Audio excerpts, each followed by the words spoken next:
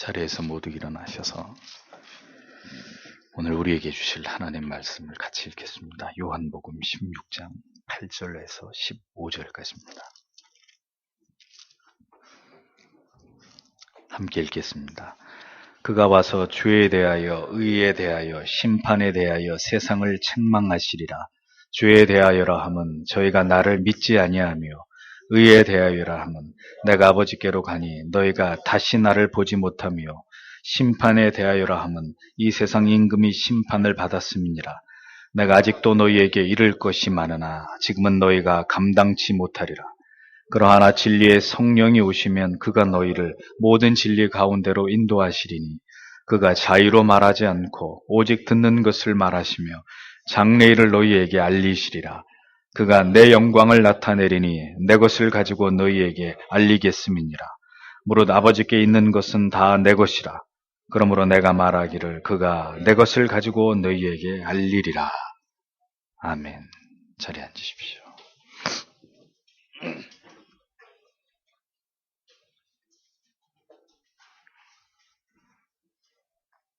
진리의 성령이 오시면, 이런 제목으로 하나님 말씀을 전하도록 하겠습니다. 주님께서는 제자들에게 장차 일어날 일들에 관해서 하신 말씀과 그리고 약속 가운데서 가장 중요한 부분으로 예수님께서 말씀하신 부분이,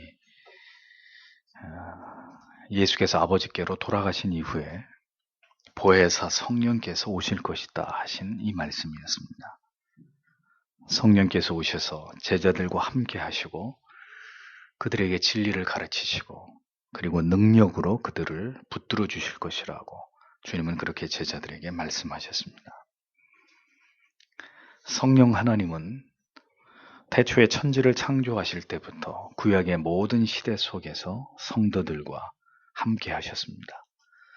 성령께서 함께 하시지 않으면 누구도 자신이 죄인이라는 사실을 깨달아 알지 못하고 하나님을 신앙할 수 없는 것이죠. 구약의 모든 선지자들과 성도들도 성령의 역사하심이 있었기 때문에 하나님을 믿고 하나님의 백성이 될 수 있었다는 것을 우리는 올바르게 이해할 필요가 있습니다.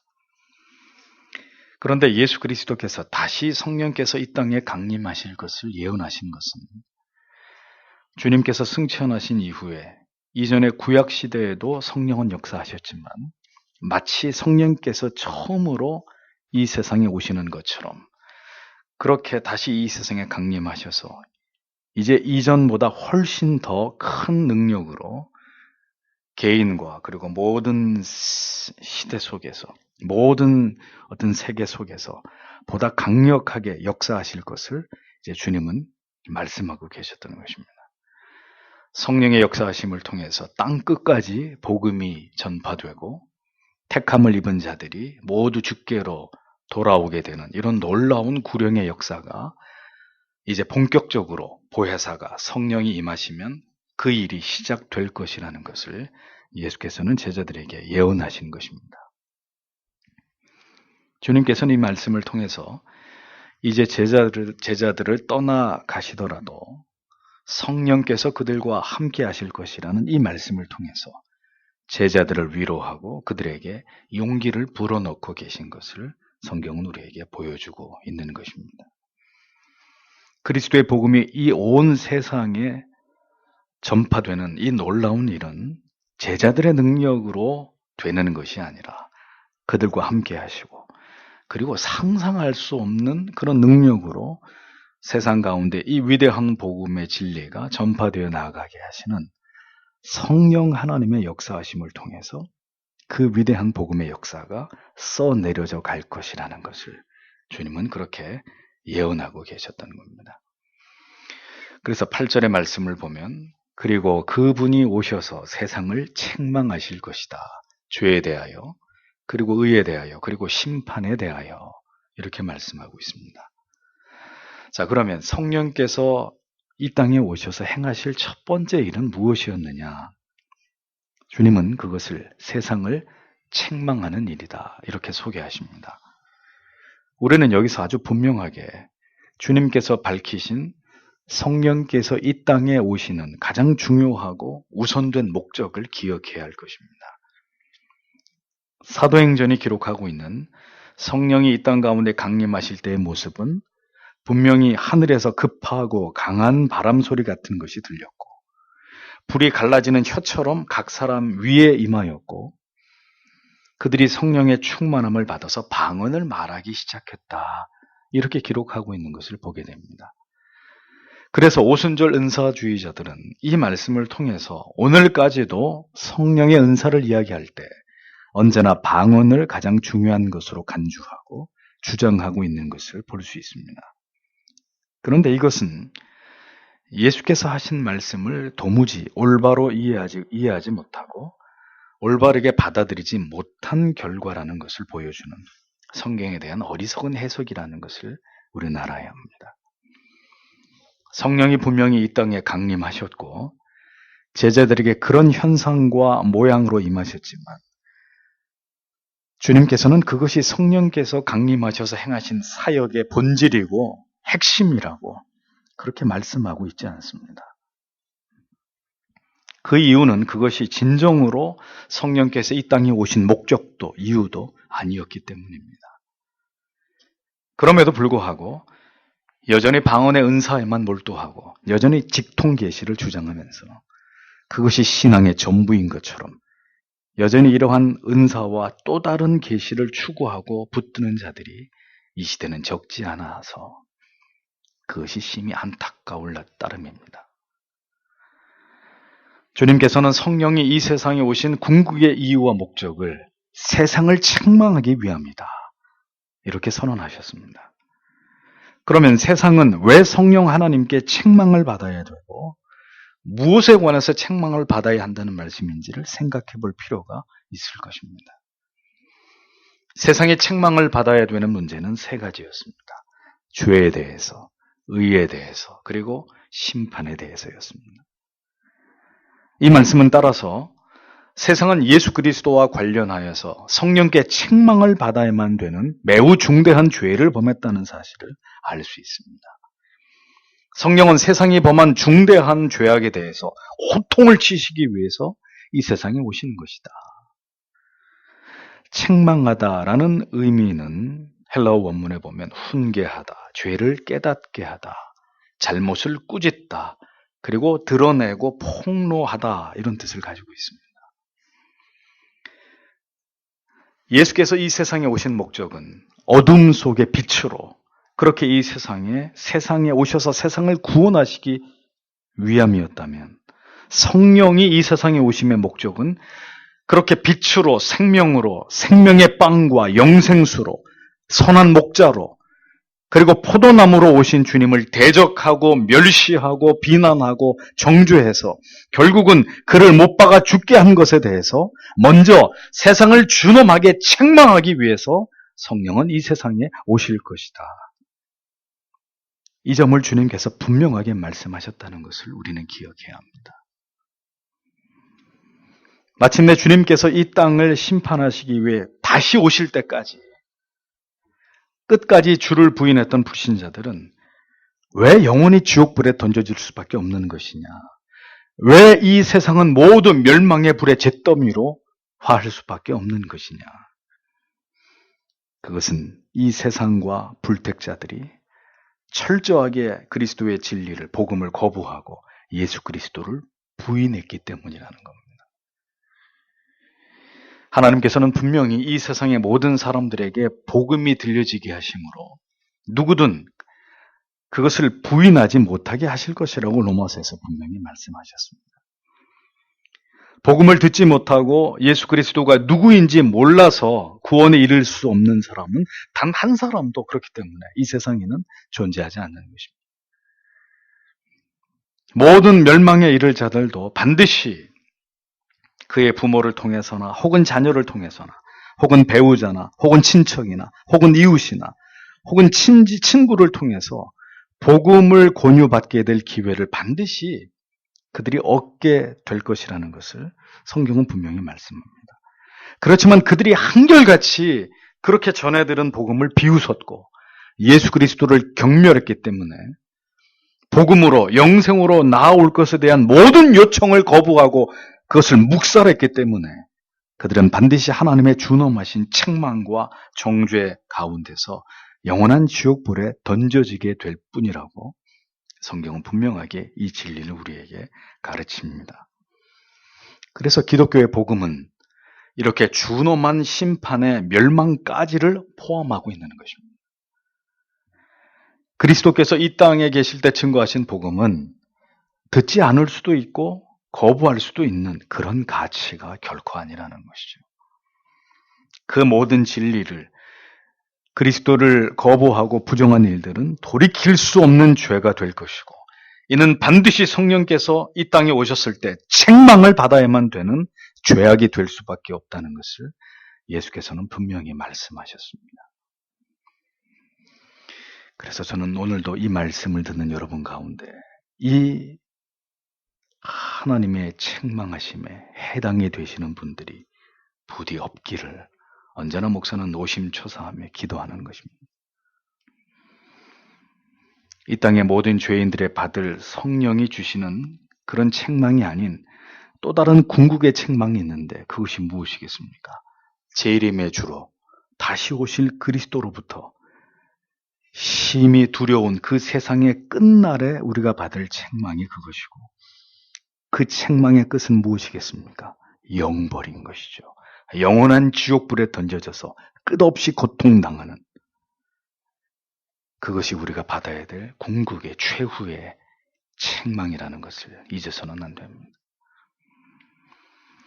세상의 성령으로부터 책망을 받아야 될 죄의 심판에 대해서 주님은 이 하에서 더 자세하게 설명을 하십니다. 그래서 9절에서 11절까지의 말씀을 보면 진실로 죄에 대하여 왜냐하면 그들이 나를 믿지 않기 때문이다. 그런데 의에 대하여 왜냐하면 내가 아버지께 가고 더 이상 너희가 나를 보지 못하기 때문이다. 그런데 심판에 대하여 왜냐하면 이 세상의 지혜자가 심판을 받아왔기 때문이다. 직역을 하면 이런 의미가 됩니다. 보십시오. 세상이 책망을 받아야 되는 가장 큰 죄가 무엇이냐? 앞에 말씀드린 것과 이어져서 예수 그리스도를 믿지 않은 것이다. 이렇게 주님은 말씀하십니다. 그리스도가 하나님의 아들이심과 이 땅의 모든 죄인들을 위해서 그들의 죄를 사하시기 위해서 오신 메시아라는 사실을 부정한 죄, 하나님의 아들을 비웃고 조롱하고 그의 말씀을 경멸한 죄라는 것이죠. 성령은 이 땅에 오셔서 반드시 믿어야 했을 메시아를 믿지 않았다는 사실을 책망하고 그것을 깨닫게 하기 위해서 이 세상에 오실 것이라고 주님은 말씀하셨습니다.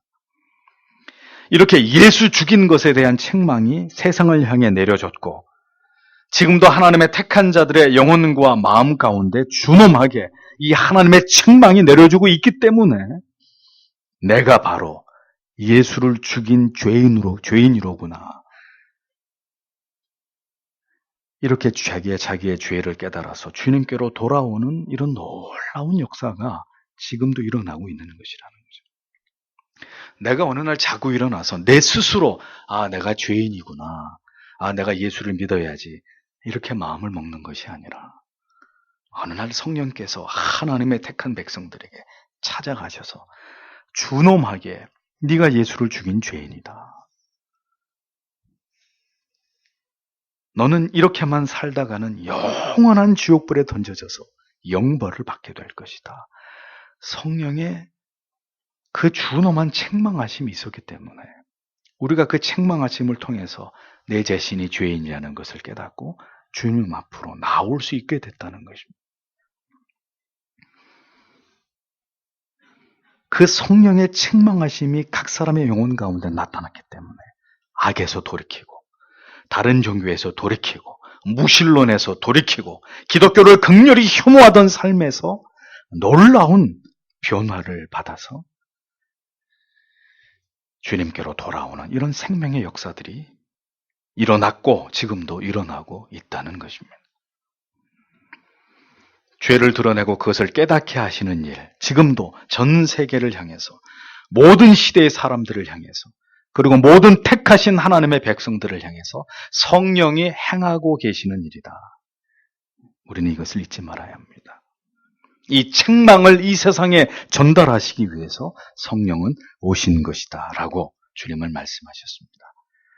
이 준엄한 책망이 있기 때문에 죄인들이 무릎을 꿇고 가슴을 찢으면서 머리를 조아리고는 네, 맞습니다.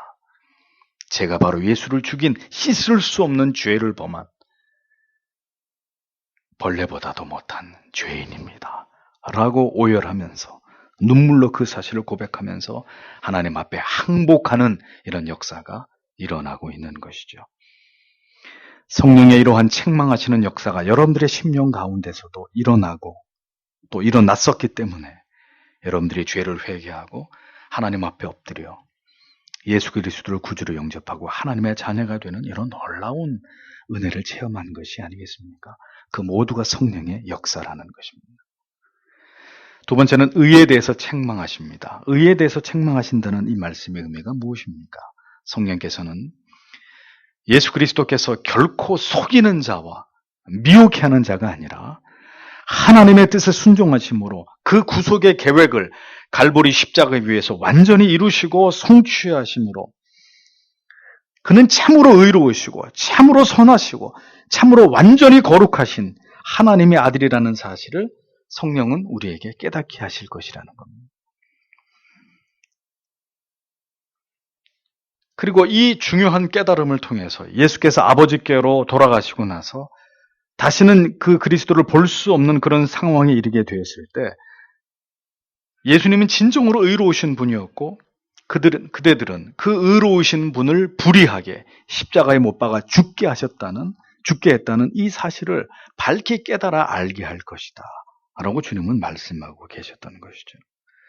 세상이 예수를 불의하다고 판단하는 것과는 달리 그분은 홀로 의로우신 분이심을 드러내고 그 의로우신 분이 이제 아버지께로 돌아가셨다는 사실을 성령께서 증명하심으로 그 의로우신 분을 불의한 죄인들이 정죄한 그 불의하고 불법한 일들에 관해서 세상에다 그것을 책망하고 그것을 꾸짖기 위해서 성령은 이 땅 가운데 오실 것이다. 주님은 그 사실을 밝히셨다는 겁니다.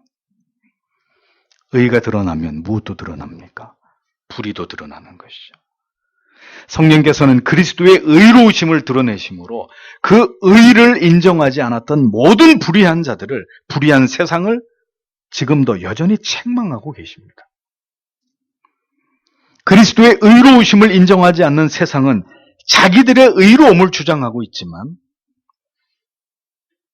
성령은 너희들이 의로운 자가 아니라 오직 하나님의 아들이신 예수 그리스도만이 의로운 자이다 라는 것을 진리를 통해서 여전히 증명하고 계신다는 거죠. 예수 그리스도의 우리의 모든 죄를 대속하시고 십자가에 죽으신 의를 인정하지 않는 자들은 오늘도 그리스도 안에 있다고 하면서도 여전히 자기 안에서 의를 찾고 있는 불신자들일 따름입니다. 성령은 끊임없이 인간의 불의하고 추악함을 드러내시면서 결코 우리 안에 의가 존재하지 않음을 보게 하시고 그것을 깨닫게 하심으로 완전히 의로우신 예수 그리스도의 그 의의 전가하심으로 인한 칭의의 은총에 기대어 살아가게 하시는 이런 은혜를 지금도 베풀고 계신다는 것입니다.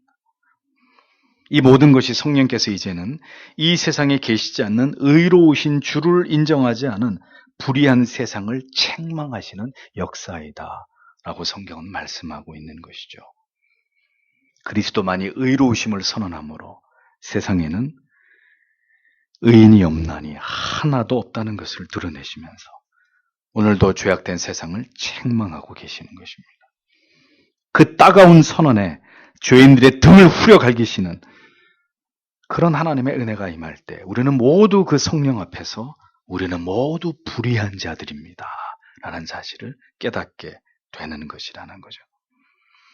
만일 여전히 우리가 어떤 신앙의 행위를 어떤 선행을 가지고 그 일을 부지런히 행하면서 여전히 자신의 의를 드러내려고 하는 그런 사람이 있다면, 그래서 스스로 교만하여지고 오만한 자리에서 내려오지 못하는 자가 있다면 정확히 얘기하면 그는 아직도 성령을 받은 사람이라고 볼 수 없는 이유가 여기에 있는 것입니다. 성령의 세 번째 책망하심은 바로 이 세상의 임금에 대한 심판입니다. 누구를 심판하심일까요? 세상의 임금.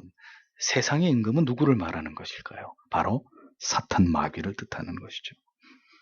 예수를 죽이고 그 자신이 승리한 것으로 여겼던 공중의 권세 잡은 마귀는 그리스도께서 십자가에 죽으신 것으로 자신이 승리를 한 것이라고 착각을 했습니다. 그러나 이 땅에서 결코 복음이 소멸되거나 사라지지 않고 그 복음이 전 세계에 전파되므로 모든 시대 속에서 그리고 세계 곳곳에서 예수 그리스도가 머리 되시는 하나님의 교회가 세워지고 또 마귀의 수하에 있던 하나님의 자녀들이 그리스도의 품으로 돌아오는 이런 놀라운 사건들을 통해서 사탄 마귀는 심판을 당하게 되는 것이고 그의 권세가 꺾여져 버리는 이런 역사가 성령을 통해서 일어나게 될 것이다 라고 주님은 예언하셨던 것입니다. 이 놀라운 성령의 역사는 지금도 계속해서 일어나고 있죠. 저 사악한 무슬림들이 아무리 많은 그리스도인들을 참수해서 죽이고 박해하고 핍박하더라도 또 사악한 독재자 김정은에 의해서 아직도 많은 그리스도인들이 요독 수용소 같은 곳에서 짐승 같은 대우를 받으면서 순교의 피를 흘리고 있을지라도 여전히 그들의 숭고한 신앙의 고백을 통해서 하나님의 나라는 견고히 세워지고 있고 진리는 수호되고 있다는 것을 우리는 절대로 잊어서는 안 되는 것입니다. 그것이 누가 하는 일이냐? 성령이 이 세상의 임금을 깨트리면서 지금도 이 땅 가운데서 펼쳐나가고 계시는 하나님의 위대한 구속사라는 것입니다. 성령은 이렇게 계속 복음이 땅끝까지 전해지고 택자들이 하나님께로 돌아오게 되는 일들을 통해서 마귀를 책망하시는 역사를 계속해서 행하고 계신다. 그것을 주님께서는 이미 그때 말씀하신 것입니다. 지금도 이렇게 성령이 역사하시는 곳에서 복음이 전파되고 공산주의 국가나 이슬람 국가에까지도 그리고 저 아프리카 대륙에 이르기까지 성령의 역사를 통해 그들의 이 토속 신앙들이 그들의 어떤 이방 종교가 몰아내어지고 복음이 전해지면서 그들이 개종을 하고 예수 그리스도를 구주로 믿는 이런 생명의 역사가 지금도 일어나고 있다는 것을 우리는 기억해야 되고 그 모두가 성령이 이 세상의 임금을 책망하고 있는 위대하신 성령의 역사의 결과물이라는 것을 알아야 한다는 것입니다. 마귀의 나라들은 무너지고 하나님의 나라가 임하게 되고 성령께서는 그렇게 그 모든 악한 마귀들의 영토들을 지금도 빼앗고 그 아래 묶여있던 영혼들을 해방시키시는 이런 역사를 통해서 세상을 심판하고 악의 세력들을 책망하시게 될 그 일을 행하실 것이라고 주님은 제자들에게 예언하신 것입니다. 성령께서는 그렇게 그리스도를 부정하고 멸시하고 조롱했던 세상 가운데 강림하셔서 이 진리의 말씀을 통해서 이 세상을 호령하고 호통하시고 위대하신 구속사의 사명을 이 땅 가운데 펼쳐가시기 위해서 이 세상에 강림하신 하나님이시라고 성자 하나님께서는 그렇게 성령 하나님을 증언하고 계셨던 것입니다. 성령에 대해서 이같이 주께서 소개하시고 설명하신 이유가 무엇 때문일까요? 제자들을 굳게 하시기 위함이었죠. 결코 그리스도께서 이제 더 이상 이 세상에 계시지 않는다는 그 이유 때문에 나약해지지 말고 성령의 권능을 힘입고 이제 성령이 이 땅 가운데서 행하실 그 일들을 믿음으로 바라보고 소망하면서 성령과 더불어서 성령께서 하시고자 하시는 그 일에 혼신의 힘을 다해서 충성하고 동역하게 하기 위해서 주님께서는 제자들에게 이제 장차 이 땅에 강림하실 성령에 관계된 이 중요한 진리들을 그들에게 전해주고 계셨던 것입니다. 그렇기 때문에 참된 성도는 성령이 하시는 일을 올바르게 이해할 필요가 있다는 것입니다. 그렇지 않으면 어리석은 인간들에 의해서 성령이 하시는 일들이 왜곡되고 어리석게 오해하게 되는 것이고 결국 사람들이 마음대로 지어내고 과장함으로 인해서 성경에 말씀하고 있지 않은 또 다른 하나님, 금송아지 같은 성령을 숭배하게 되는 그런 오류를 또다시 범할 수 있다는 것을 우리는 기억해야 되는 것입니다. 작금의 시대는 이미 심각한 성령에 대한 왜곡된 지식들로 도무지 성경의 지지를 받지 못하는 그릇된 성령 운동에 심취한 이 비성경적인 교회들이 난무하고 있고, 그곳에서 거짓된 신앙의 가르침을 받고 있는 교인들로 넘쳐나고 있습니다. 성령을 빙자한 각종 성령운동, 신유, 은사, 신사도, 알파, 두날개, G12, 인터콥, 아이합, 이미 여러분들에게 수차례 걸쳐서 말씀드린 이런 비성경적인, 비교리적인 운동들이 성령의 역사라는 그런 미명하에 교회들을 뒤덮고 있는 이런 현실들을 우리는 지금 보고 있다는 것입니다. 무지하면 이렇게 범죄하게 되는 것이고, 삐뚤어진 신앙으로 성령을 모독하는 이런 죄악을 범할 수밖에 없는 것입니다. 12절 말씀을 이어서 보겠습니다. 아직 내가 너희에게 말할 많은 것들을 가지고 있다. 그러나 너희가 지금은 견딜 수 없다. 이렇게 지적이 됩니다. 주께서는 자신이 부활하시기 전까지 모든 계시는 완성된 것이 아님을 말씀하셨습니다. 주께서는 자신이 하신 말씀을 제자들이 지금은 다 이해하지 못할 것이라는 말씀을 이미 여러 차례 제자들에게 말씀하셨습니다. 그것은 아직 성령의 충만함을 받지 못한 제자들이 주님께서 하시는 그 진리를 다 이해하거나 감당해낼 수 있을 만큼의 신앙의 수준에 이르지 못했기 때문입니다.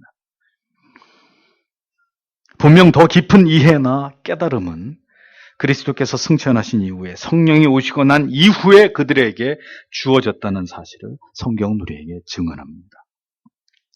감당치라고 번역된 이 감당하다라는 단어의 원문의 의미는 무엇을 옮기거나 견디거나 짊어지는 것을 의미합니다.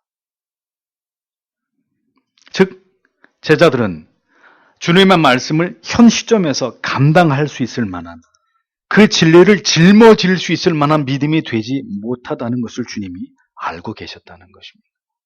그래서 그 이상의 말씀을 제자들에게 의도적으로 주님은 더 말씀하지 않았다고 그렇게 주님은 밝히고 계십니다.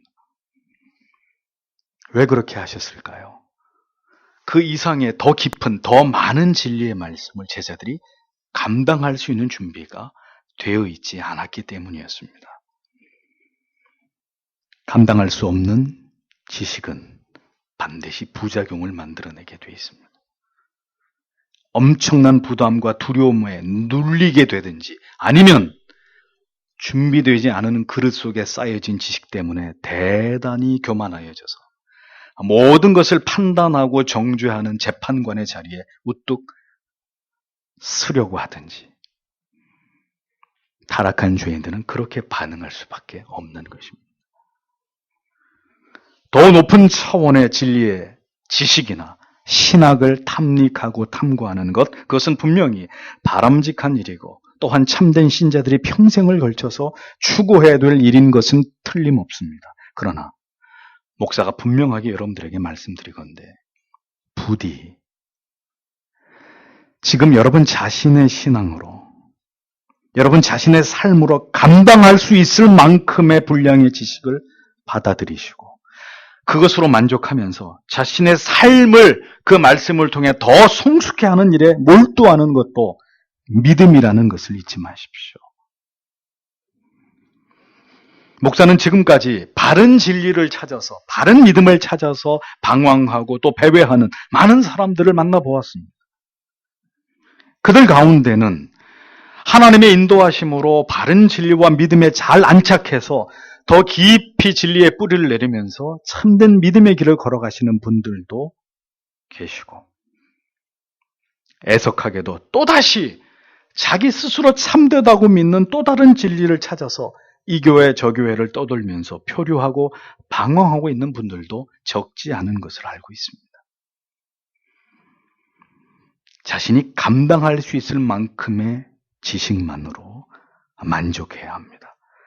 하나님께서 나를 이끌어 가시고 목회자가 이끄는 대로 겸손하게 지도를 받고 권면을 받아들일 줄 아는 그런 성도님들이 안전하게 믿음이 성장해 나아가는 그런 모습을 보여주지만, 계속해서 더 바른 진리를 찾아서 자기의 신앙의 모습, 자기의 삶은 진리에 대해서 괴리된 채로, 자기를 올바르게 바라보지 못한 채로 그저 맹목적으로 지식만을 추구하는 데 빠져드는, 그래서 자기의 판단만을 가장 옳다고 신봉하는 이런 지식주의에 빠져있는, 자기를 기만하고 있는 사람들도 이 시대에 적지 않단 말이에요.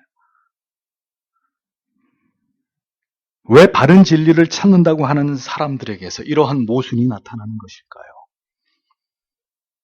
보다 깊고 탁월한 지식, 보다 분명한 하나님의 말씀은 보다 치열한 삶을 요구한다는 것을 그들이 모르기 때문입니다.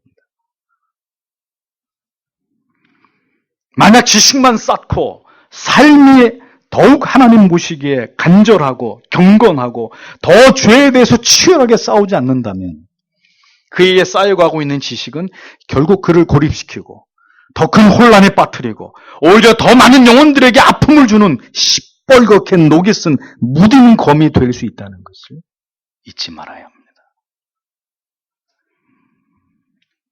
짊어질 수 있을 만큼 지금의 내 믿음으로 소화하고 그렇게 살아내고 쫓아갈 수 있을 만큼만 깨닫고 알아가고 우리를 가장 잘 아시는 하나님의 이끄심을 따라서 하나님의 시간에 맞추어서 그 속도를 조절하는 것도 지혜로운 일이란 말이에요.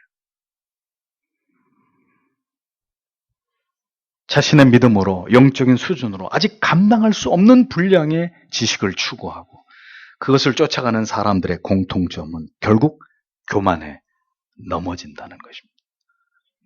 결국 자신만이 옳고 모두를 비난하고 정죄하는 일에만 능한 사람들이 되어가고 만다는 것입니다. 주님께서는 모든 진리를 제자들에게 한꺼번에 다 펼쳐놓지 않았습니다. 지금 되도록 속히 진리를 다 알고자 하는 거, 그것도 교만입니다. 통제되지 않는 자기 열심입니다. 목사는 이른바 이 시대에 표류하고 있는 성도들을 통칭하는 가나안 성도라는 표현을 인정하지 않습니다.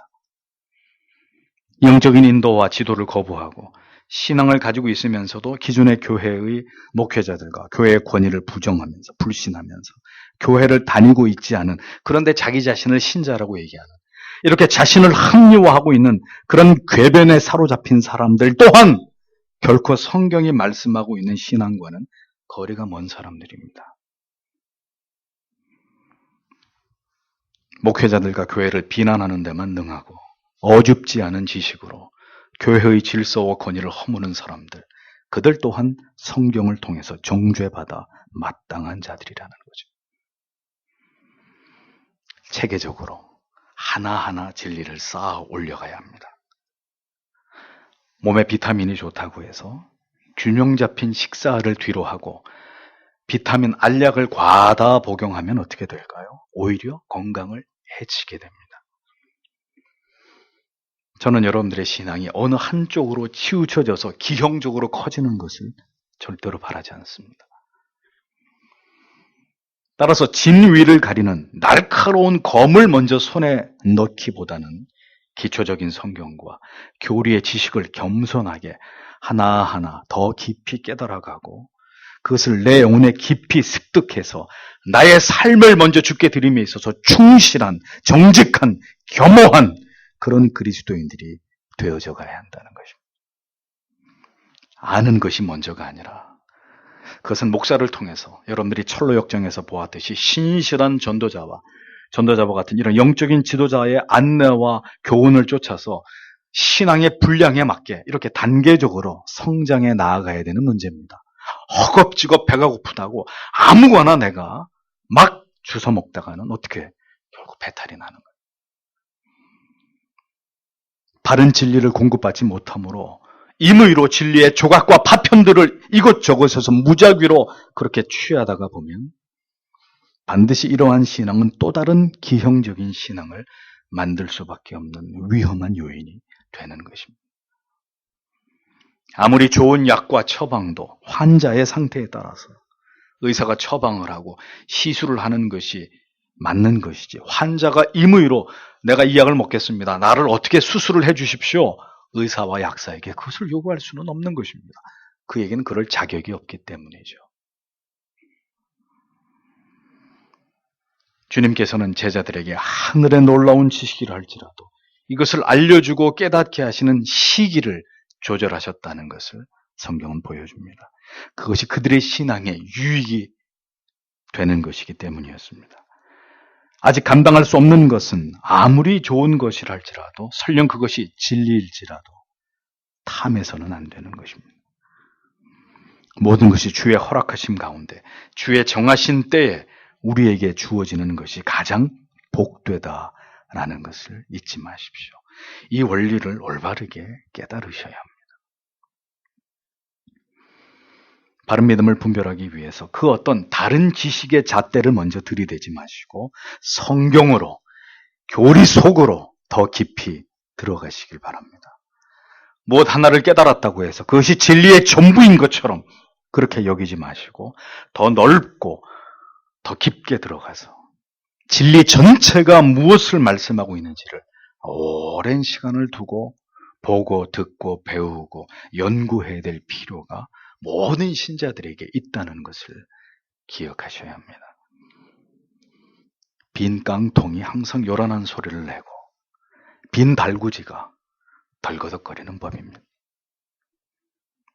성장한 이후에 감당하고 지고 갈 힘을 기른 이후에 그렇게 우리를 성장시키신 이후에 우리로 하여금 깨닫게 하실 하나님께서 그 하나님께서 열어주시는 그 더 깊은 진리와 더 큰 사명이 우리에게 있다는 것을 우리는 염두하면서 우리의 신앙의 레이스를 조절해야 된다라는 거죠. 13절을 보겠습니다. 그러나 그분 진리의 성령께서 오시는 때에 그가 너희를 모든 진리 가운데로 인도하실 것이다. 왜냐하면 그는 자기 자신으로부터 말씀하시지 않으실 것이기 때문이다. 다만 그는 그가 들으시는 만큼 말씀하신 것이다. 그리고 그는 오는 것들을 너희에게 선포하실 것이다. 이렇게 기록되어 있습니다. 아직 감당할 수 없을 때에는 더 이상 말씀하시지 않으신 주님께서 마침내 성령이 오시게 될 때, 그때가 되면 제자들에게 모든 진리를 이해할 수 있도록 펼쳐놓겠다. 깨닫게 하겠다. 그럴 때가 오게 된다. 이렇게 이어서 말씀하십니다. 그러니까 결국 지식을 더해가는 것만이 중요한 것이 아니라 성령께서 그 지식을 붙들어서 더 세미하고 정교하게 깨닫게 하시는 은혜를 부어주실 때 모든 것은 아름다운 결과를 만들어내게 되어 있다는 것을 성경은 우리에게 가르치고 있습니다. 또한 이 말씀 속에서 너무도 중요한 성령의 역사는 성령께서는 결코 단독적으로 자의적으로 또 주께서 하신 말씀 그 이외에 다른 계시를 주시거나 계시에 준한 또 다른 어떤 것들을 제자들에게 주시고자 하신 일이 없다는 사실입니다. 오직 성령께서는 예수 그리스도께서 하신 말씀, 예수 그리스도와 관련된 진리만을 제자들에게 깨닫게 하시고 시간이 갈수록 더 깊은 그 진리 가운데로 제자들을 인도할 것이라고만 그렇게 말씀합니다. 예수 그리스도께서 가르치시고 말씀하신 모든 진리들 뿐만 아니라 구약의 모든 말씀들에까지도 모두 깨달아 알도록 성령께서 그렇게 역사하실 것이다. 단 진리 안에서, 하나님의 말씀 안에서 그것이 주님이 말씀하고 계시는 예언이었습니다. 또한 성령께서는 장래의 일을 알게 하실 것이다. 이렇게 말씀하셨습니다. 제자들을 비롯한 모든 사도들은 초대교회를 이루어갈 때 철저하게 성령께 의존했고 성령은 제자들에게 다가올 일들을 미리 말씀해 주시고 그들의 발걸음을 인도하신 것을 사도행전은 보여줍니다. 성령은 제자들에게 영감을 주심으로 성경을 기록하게 하셨고 심지어 마지막 날에 일어날 일들까지도 묵시를 통해서 영감해 주신 것을 알 수 있습니다. 성령은 지금도 하나님의 말씀을 통해서 장차 우리에게 어떤 일들이 일어나게 될 것이고 그것을 위해서 우리가 어떻게 우리의 믿음을 준비해야 되는지를 상기시키고 계십니다. 그래서 성도와 교회로 하여금 깨어있게 하는 이런 일들을 성령은 우리 안에서 행하고 계십니다. 주님께서 말씀하시는 이러한 말씀들이 바로 성령의 주된 역사이고 성령이 오신 목적이다. 성경은 이것을 분명하게 우리에게 명시하고 있는 것이죠. 성경이 말씀하는 예언의 은사는 되어질 미래를 예언하는 것이 아니라 성경을 풀어서 자세하게 가르치고 설교하는 그 은사를 이야기합니다. 그래서 바울은 디모데에게 디모데전서에서 이 은사를 잘 발휘할 것을 당부하고 있는 것을 볼 수 있지 않습니까? 주께서 이렇듯 분명하게 말씀하셨는데 어찌 또 다른 계시를 성령께서 이 시대를 살아가는 우리에게 내려주신다는 이런 헛된 주장들을 하냔 말이죠. 응? 성령께서도 주님이 하신 말씀 이외의 계시를 제자들에게 가르치신 적이 없는데 도대체 뭘 근거로 또 다른 계시를 주신다고, 또 장래의 일들을 예언하는 이런 참남한 짓들을 죄인들이 감히 하나님 앞에서 저지르냔 말이죠. 다 성경을 벗어나는 사람들이에요. 성경을 벗어나는 사람들.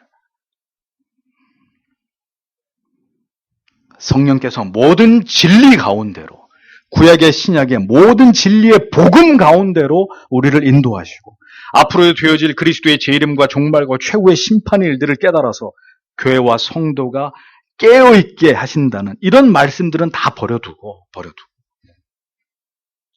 어찌하여 성령이 강림하실 때 제한적이고 한시적으로 일어났던 그 현상에만 몰두하고 주목해서 여전히 그와 같은 현상과 체험을 얻기만을 탐닉하는 이런 어리석은 신앙의 오류에 빠져들고 있는 것인지, 이 안타깝게 그지없는 일들이 작금의 교회 안에서 여전히 번성하고 있다는 것이 우리에겐 참 슬픈 일이 아닐 수 없다는 것. 성령을 완전히 왜곡시켜버린. 우리는 철저하게 우리를 계시의 빛 가운데로 인도하시고 하나님의 말씀을 밝히 깨달아 알게 하시고 그 복음의 깊은 뜻을 날마다 깨우치게 하시는 이러한 성령의 가장 중요한 역사를 사모하는 그런 성도들이 되셔야 할 것입니다. 언제나 지성의 모든 수고를 다해서 바로 이 같은 진리 속으로 우리를 인도하시는 성령의 역사하심을 통해서 우리에게 너무도 귀한 진리의 깨달음을 통해서 올바른 신학과 교리와 신조들을 남겨놓은 그 우리의 신앙의 선조들의 그 수고들을 기억하면서 우리 또한 다른 것을 쫓는 어리석은 믿음이 아니라 바로 성경 안에서 성령을 통해서 우리에게 깨닫게 하시고 깨달은 것을 자세하게 가르쳐 주시는 그런 말씀과 교리를 토대로 진리를 더 깊이 깨달아가는 일에만 천착하는 그런 성도님들이, 그런 교회가 되어야 한다는 것입니다. 이것이 가장 성령을 바르게 이해한 신앙의 모습이라는 것이죠. 참된 신자는 언제 가장 강력한 성령의 역사를 체험할 수 있습니까?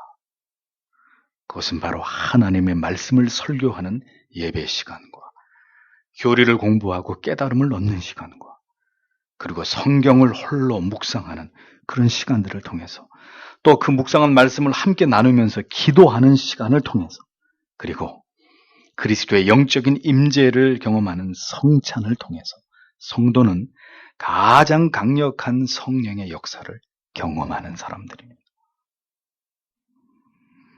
가장 건강하고 바른 교회는 이 성령의 역사하심과 충만하심을 통해서 언제나 정리하고 올바른 진리의 꼴을 먹을 수 있는 교회입니다.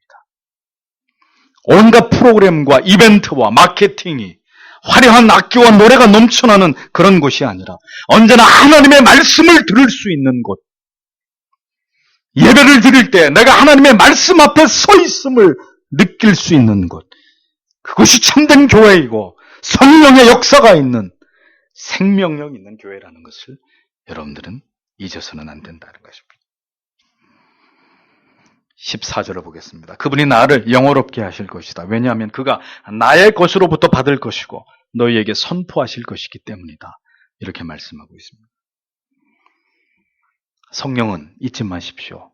자신의 영광을 받으시기 위해 오신 분이 아니십니다. 그래서 그분의 사역을 신학에서는 그림자의 사역이다. 이렇게 조직신학에서는 이야기합니다. 성령의 역사와 기름 부음, 은사와 신유라는 미명으로 마음대로 성령을 악용하는 자들이 누리는 그 거짓된 영광을 위해서 성령이 오신 것이 아니란 말이에요.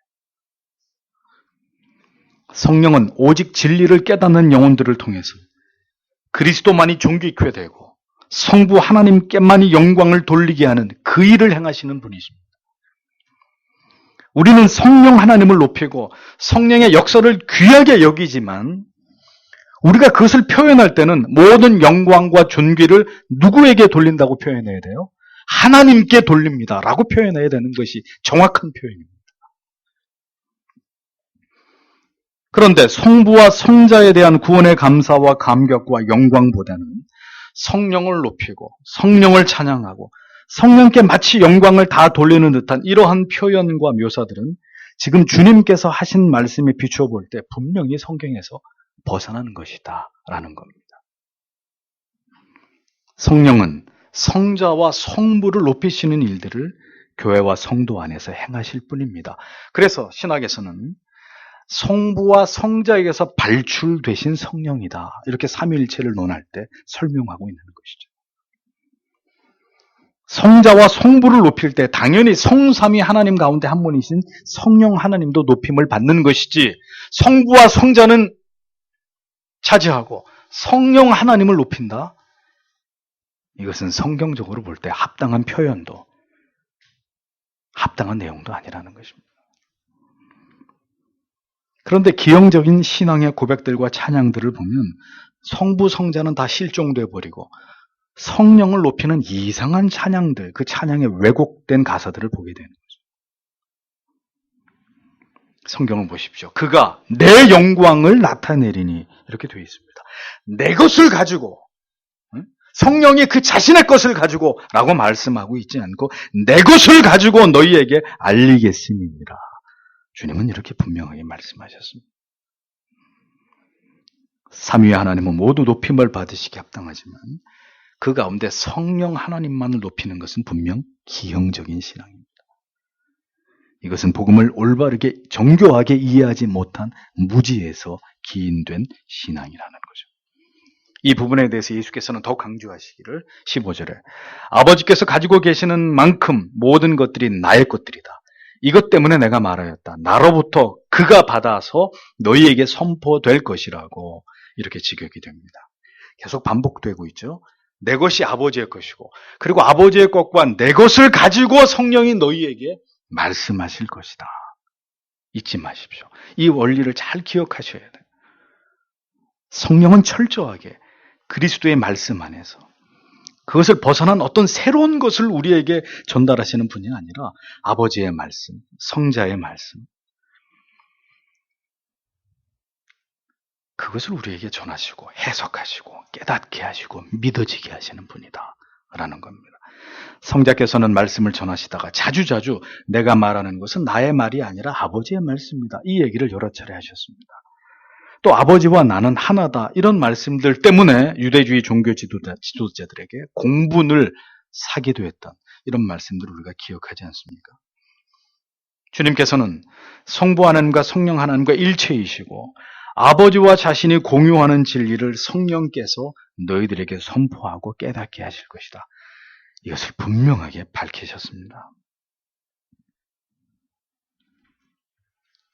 복음의 참된 의미가 죄인들의 가슴 속에 깊이 각인되고 모든 세포들이 이 말로 닿을 수 없는 구원의 감격적인 은총을 깨달아서 회심에 이르게 되는 이 놀라운 일들은 철저하게 하나님의 말씀, 이 복음에 근거한, 이 복음을 통한 성령의 역사하심의 결과인 것이죠.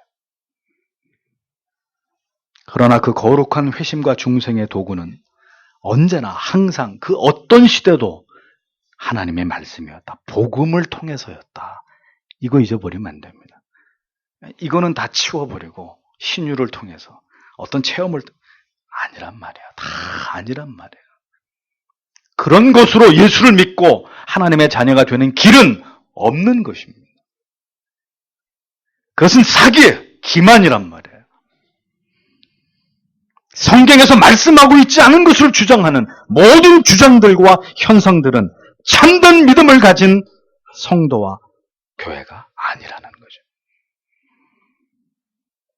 삼위의 하나님께서 하나 되심으로 위대한 구속의 역사와 구원을 이루어가고 계시듯이 언제나 교회는 이 진리 안에서 성경이 말씀하고 있는 진리 안에만 거해야 합니다. 이것을 넘어가 버릴 때, 성경이 없는 것들을 교회가 하게 될 때, 교회는 반드시 변질되고 타락하게 되어 있는 거예요. 주께서는 이렇게 제자들에게 성령이 오실 것이고 그가 너희들을 통해서 너희들 안에서 어떤 일을 행할 것인지를 성령의 오심의 궁극의 목적과 이유를 설명하시면서 제자들을 이렇게 격려하고 위로하셨습니다. 우리는 지금 그렇게 주님이 오시리라고 했던 성령과 함께 행하고 있는 사람들입니다. 주님이 하신 말씀은 여전히 우리 안에서 그대로 이루어지고 있습니다. 그렇다면 오늘도 주께서 소개하신 대로 성령 하나님께서 행하실 일들을 언제나 우리 안에서 완전하게 행하시는 분이라는 것을 우리는 기억해야 됩니다. 우리는 그렇게 오늘도 우리와 함께 하시는 성령께, 그렇다면 뭘 구해야 되느냐? 우리는 무엇을 성령께 구해야 되느냐? 라는 문제를 생각해 봐야 되겠죠. 이 시대, 이 마지막 때를 살아가고 있는 우리는 과연 성령께 무엇을 간구하고 그 성령의 도우심을 입어서 어떻게 교회를 세워 나아가야 하고 우리의 믿음을 지켜야 되느냐? 오늘 예수님께서 성령은 이러이러한 일들을 하기 위해서 너희들 가운데 오실 것이다 하신 그 말씀 안에서 여러분들은 답을 찾으셔야 할 것입니다. 교회가 어떤 사명에 가장 집중하고 그 일에 최선을 다해야 될지를 정리하십시오. 우리는 주님께서 말씀하신 바로 그런 성령의 역사하심을 날마다 진리 안에서 경험하는, 하나님의 진리의 말씀이, 예수 그리스도의 참된 복음이 우리의 마음 속에, 우리의 영혼 가운데, 그리고 주님의 교회 가운데 아름답게 우뚝 세워진 그런 교회와 그런 성도가 되기를 기도하는 것이 우리의 가장 중요한 기도의 제목이 아니겠습니까? 그리고 그 성경의 참된 진리만을, 그 복음만을 올바르게 선포하고 그 진리를 세상 끝날까지 수호하면서, 그리고 오직 성경이면 충분한 그 믿음을 끝까지 지켜나가는 예수 그리스도의 제자가 되어야 할 줄 압니다. 오늘도 그 믿음 붙들고 하나님을 경외하는 신자 되기를, 하나님께서 우리에게 그 믿음 주시기를 다 함께 기도하겠습니다.